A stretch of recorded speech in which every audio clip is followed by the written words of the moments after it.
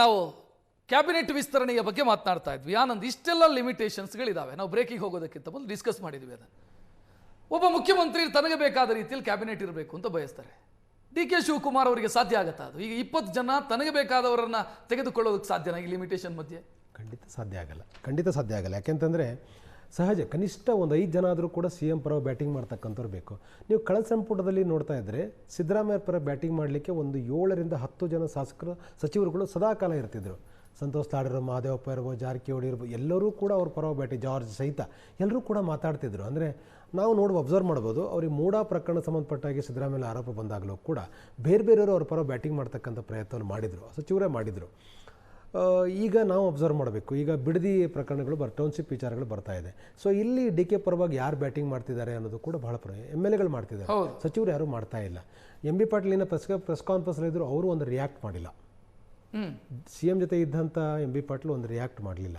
ಮತ್ತು ಅವ್ರ ಜೊತೆ ಮತ್ತು ಯಾವ ಮಂತ್ರಿಗಳು ಕೂಡ ಬರಲಿಲ್ಲ. ಅವರು ಡಿಫೆಂಡ್ ಮಾಡ್ತಕ್ಕ ಬಹಿರಂಗವಾಗಿಯೂ ಕೂಡ ಕುಮಾರಸ್ವಾಮಿ ವಿರುದ್ಧ, ದೇವೇಗೌಡರ ವಿರುದ್ಧ ಅಥವಾ JDSನ ಆರೋಪದ ವಿರುದ್ಧ ಇಡೀ ಪ್ರಕರಣ ಸಂಬಂಧಪಟ್ಟ ಹಾಗೆ ಮಾತಾಡೋ ಪ್ರಯತ್ನ ಮಾಡ್ತಾಯಿಲ್ಲ. ಅವ್ರು ಯಾರು ಮಾತಾಡ್ತಿದ್ದಾರೆ? ಚಲರಾಯಸ್ವಾಮಿ ಮಾತಾಡ್ತಿದ್ದಾರೆ, ಮಾಗಡಿ ಬಾಲಕೃಷ್ಣ ಮಾತಾಡ್ತಿದ್ದಾರೆ. ಈಗ ಇಂಥವರು ಸಚಿವ ಸಂಪುಟದ ಒಳಗಡೆ ಇರಬೇಕು ಅಂತ ಡಿ ಕೆ ಶಿವಕುಮಾರ್ ಬಯಸ್ತಾರೆ. ಎಸ್, ಕಾಸ್ಟ್ ಕಾಂಬಿನೇಷನ್ ಒಳಗಡೆ ಎಷ್ಟು ಜನರಿಗೆ ಒಕ್ಕಲಿಗರ ಅವಕಾಶ ಆಗುತ್ತೋ ಗೊತ್ತಿಲ್ಲ, ಆದರೆ ತಮ್ಮ ಪರವಾಗಿ ಬ್ಯಾಟಿಂಗ್ ಮಾಡ್ತಕ್ಕಂಥ ಒಂದು ವ್ಯವಸ್ಥೆ ಇರಬೇಕು ಅಂತ ಪ್ರತಿಯೊಬ್ಬ ಸಿ ಎಂ ಬಯಸುವಾಗ ಡಿ ಕೆ ಶಿವಕುಮಾರ್ ಕೂಡ ಈಗ ಅವರ ಪರವಾಗಿ ಇರತಕ್ಕಂಥವ್ರನ್ನ ಸಂಪೂರ್ಣ ಒಳಗಡೆ ತೆಗೆದುಕೊಂಡು ಬರುವಂಥ ಸಾಧ್ಯತೆಗಳು ಹೆಚ್ಚಿದೆ. ಯಾಕಂತಂದರೆ ಇಂಥ ಕ್ಲಿಷ್ಟವಾಗಿರ್ತಕ್ಕ ಸಂದರ್ಭಗಳಲ್ಲಿ ಅವ್ರ ಪರ ಬ್ಯಾಟಿಂಗ್ ಮಾಡಬೇಕು.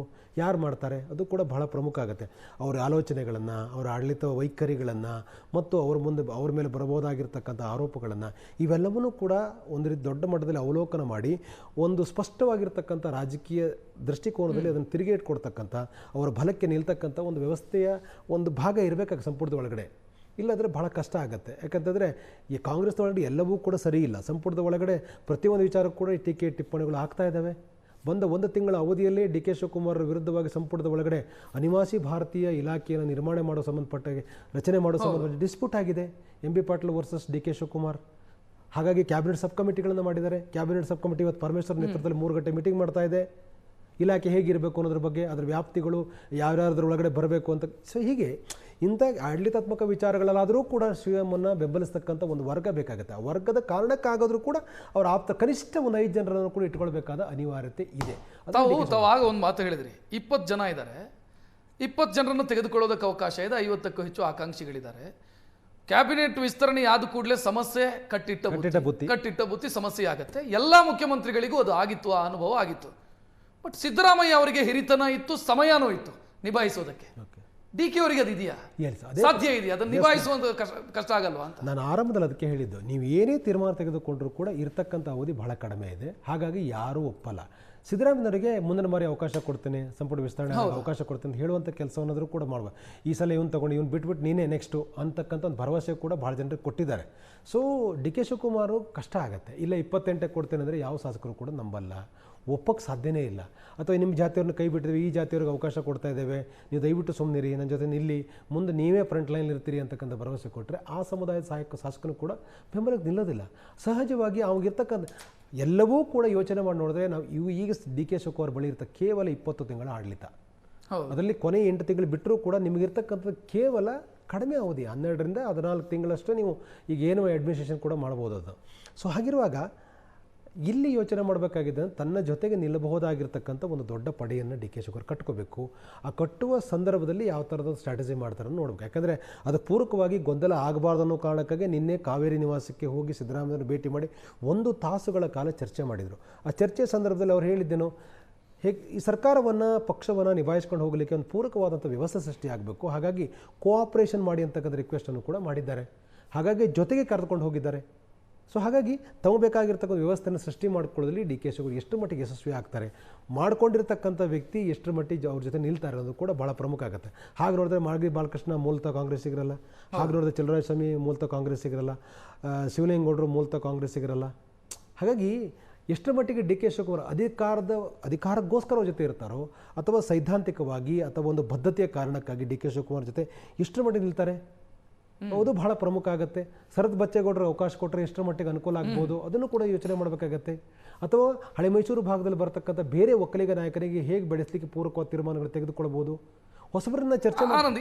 ಇದರ ಮಧ್ಯೆ ರಾಜ್ಯ ಬಯಸ್ತಾ ಇರುವಂಥ ಹೊಸತನ ಕ್ಯಾಬಿನೆಟಲ್ಲಿ ಕಾಣಿಸತ್ತಾ ಅಂತ $1 ಮಿಲಿಯನ್ ಪ್ರಶ್ನೆ. ಯಾಕಂತಂದ್ರೆ ಕಳೆದ 14 ಜನರಲ್ಲಿ ಹೊಸ ಮುಖಗಳು ಯಾವುದೂ ಇಲ್ಲ. ಯತೀಂದ್ರ ಅವರನ್ನು ನಾವು ಹೊಸಬರು ಅಂತ ಕನ್ಸಿಡರ್ ಮಾಡೋಕ್ಕಾಗಲ್ಲ. ತಂದೆಯ ಕಾರಣಕ್ಕಾಗಿ ಮಂತ್ರಿ ಆದರು, ತಂದೆಯ ಕಾರಣಕ್ಕಾಗಿ ಆಗಿದ್ರು. ಹೊಸಬರಿಗೆ ಅವಕಾಶ ಸಿಕ್ಕಿರಲಿಲ್ಲ.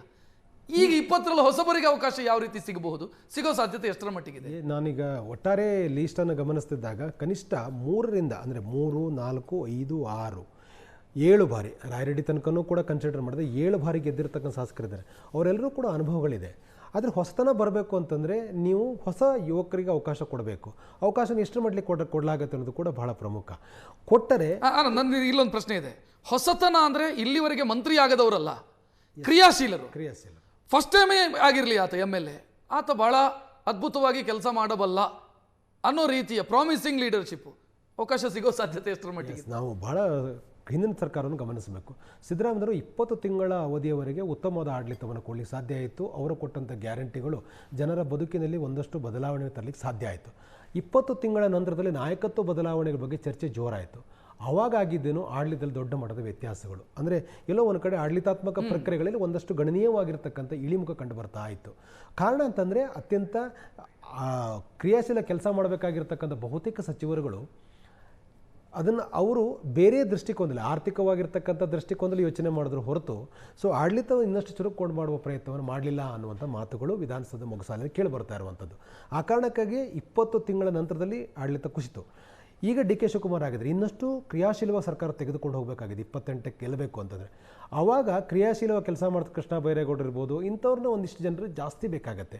ಅಂದರೆ ಕನಿಷ್ಠ 18 ಗಂಟೆ ಕೆಲಸ ಮಾಡ್ತಕ್ಕಂಥ ಬೇಕಾಗತ್ತೆ. ಬದಲಾವಣೆಯನ್ನು ಬಯಸ್ತಕ್ಕಂಥ ಹೊಸತನಕ್ಕೆ ತೆರೆದುಕೊಳ್ತಕ್ಕಂಥ ವ್ಯವಸ್ಥೆಯನ್ನು ಸೃಷ್ಟಿ ಮಾಡಬೇಕಾಗಿದೆ. ಆ ಥರ ಥಾಟ್ಸ್ ಇರೋರು ಬೇಕಾಗಿದೆ. ಅವ್ರು ಜಾತಿಯ ಕಾರಣಕ್ಕಾಗೋ, ತನ್ನ ಜೊತೆ ಆತ್ಮೀಯವಾಗಿದ್ದನ್ನೋ ಕಾರಣಕ್ಕಾಗೋ, ಅಥವಾ ತಮ್ಮ ಜೊತೆ ಬೇರೆ ಬೇರೆ ಬಿಸ್ನೆಸ್ಸಲ್ಲಿ ಪಾರ್ಟ್ನರ್ ಆಗಿದ್ದನೋ ಕಾರಣಕ್ಕಾಗೋ ಈ ಥರದ ಒಂದು ಅವಲಂಬಿತರ ಒಂದು ಪಡೆಯನ್ನು ಕಟ್ಟಿಕೊಂಡಿದ್ದಾರೆ. ನಿಶ್ಚಿತವಾಗಿಯೂ ಕೂಡ ಹೊಸತನ ಬರಲಿಕ್ಕೆ ಸಾಧ್ಯವೇ ಇಲ್ಲ. ಹೊಸತನ ಬದಲಾವಣೆ ಅಂದರೂ ಕೂಡ ಕಳೆದ ಬಾರಿ 13 ಜನ ಯಾರು ಅಂತ ನಮ್ಗೆ ಗೊತ್ತಿದೆ. Yes, thank you Anand. ಬಹುಶಃ ಲಿಮಿಟೇಷನ್ಸ್ ಇದ್ದಾವೆ, ಸಿಕ್ಕಾಪಟ್ಟೆ ಸಮಸ್ಯೆಗಳಿದ್ದಾವೆ, ಲೆಕ್ಕಾಚಾರಗಳಿದ್ದಾವೆ. ಇದನ್ನು ನಿಭಾಯಿಸೋದು ಹೇಗೆ DK ಶಿವಕುಮಾರ್ ಗೊತ್ತಿಲ್ಲ. 20ಕ್ಕೆ 50 ಮಂದಿ ಆಕಾಂಕ್ಷಿಗಳು, ಬೇರೆ ಬೇರೆ ಕಾರಣದಿಂದ ಆಕಾಂಕ್ಷಿಗಳು ಯಾವ ರೀತಿ ನಿಭಾಯಿಸ್ತಾರೆ? 12 ಗಂಟೆ ನಂತರ ಡೆವಲಪ್ಮೆಂಟ್ಗಳು ನಡೀತಾ ಹೋಗುತ್ತೆ ಈ ಕ್ಯಾಬಿನೆಟ್ಗೆ ಸಂಬಂಧಿಸಿದಂತೆ. ನೋಡ್ತಾ ಹೋಗೋಣ ನಾವು. ಇದು ಇವತ್ತಿನ ಟ್ರೆಂಡಿಂಗ್ ಎಟ್ 10. ನೇರ ದಿಟ್ಟ ನಿರಂತರ ಸುದ್ದಿಗಾಗಿ ನೋಡ್ತಾ ಇರಿ ಏಷ್ಯಾನೆಟ್ ಸುವರ್ಣ ನ್ಯೂಸ್. ನಮಸ್ಕಾರ.